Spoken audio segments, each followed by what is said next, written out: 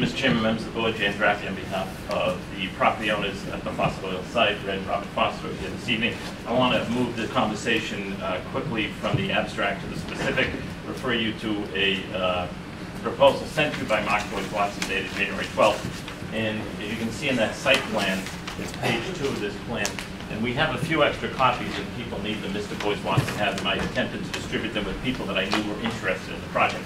The difference from our perspective is, obviously the recommendation of October 18th we think was a sound recommendation.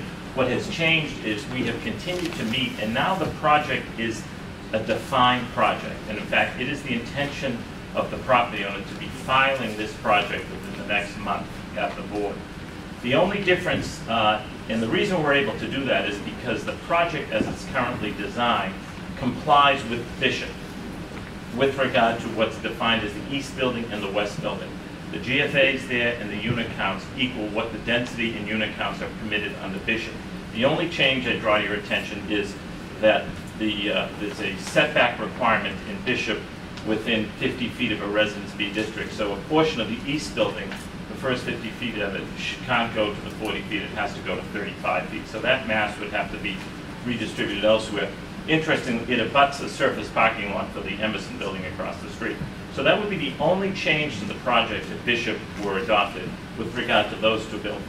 The real loss, however, in the adoption of Bishop would be at the other end of the site, where 5 lots of 5,000 square feet are proposed to be constructed in direct response to requests expressed by neighbors during conversations over the last few months.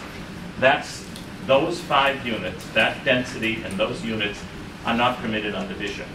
So for those advocating for Bishop this evening and as the process continues, the difference involves 5 two-family houses. So the discussions about traffic unit count, all relevant, but I would suggest if people take the time to look at how the project is proposed, particularly the new organization at the end of Cottage Park Ave, circulation, parking, green space.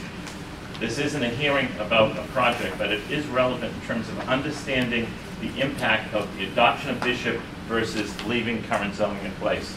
As I said, we intend to file an application within the next 4 weeks. We'll meet with the neighbors to walk through all of the specifics. But this project has been reduced in size from 104 dwelling units to this. And that's where we find ourselves, and we're eager to proceed into the permitting of this. We believe now with a clear understanding of the unit count permitted by Bishop. The earlier memo suggested 74. We've shown our math to community development. I believe they concur. A 77-unit project is a permitted project. This is a well laid out and designed 77-unit project for Bishop to be adopted. The 5 two-family houses that form a nice edge of Whittemore Ave would go away. I'd also note that the context that would become such a part of this conversation, we've said for a while now the context is slightly broader than 2- and 3-family houses.